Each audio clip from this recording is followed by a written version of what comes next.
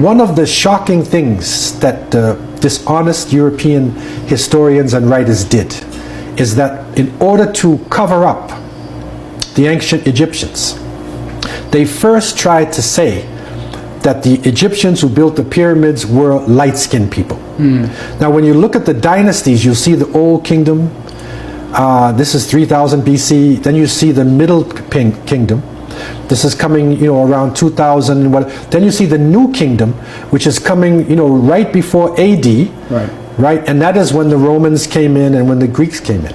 And so when the Romans came in, you find that they imitated the Egyptians.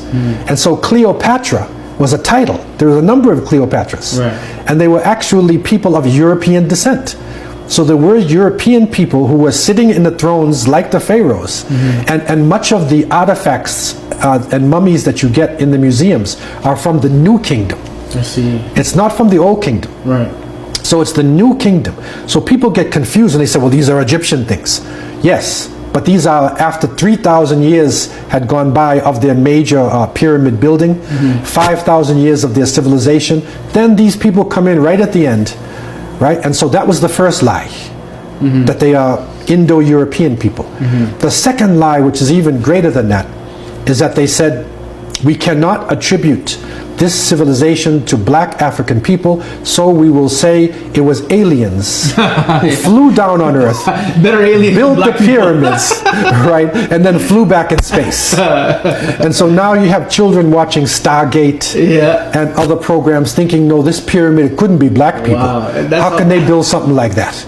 That's how much history they have. Right. It's an alien who came down, subjugated the people, built a pyramid, and then flew back out in space. Yeah, that makes more sense than black people. That makes more sense. Yeah. But the hardcore evidence, and that's where our young people need to study history. Don't get caught up with the story of the aliens or the story of the mutant creatures. Right? No, let us get caught up with the history of our peoples. Right. History of humanity, the great achievements made in Africa. And that is the reason why Carter G. Woodson and the people developed Black History Month. And that was, to highlight these achievements. And this is not to say the achievements did not happen in China, in India, in Europe, in the Americas. No. But let's take, a hidden part of history. Let's uncover a legacy. And let's give it to the world. And that is where, as a Muslim, as a person of African descent, I celebrate this time. It expands my mind, and I believe it will expand the mind of all children, not just black children. It will help white children to appreciate African Americans, African Caribbean, people from the African continent. They will appreciate that. And when they see LeBron James doing that slam dunk, they'll realize he's a scientist. And he may even be related, to the ancient Egyptians, who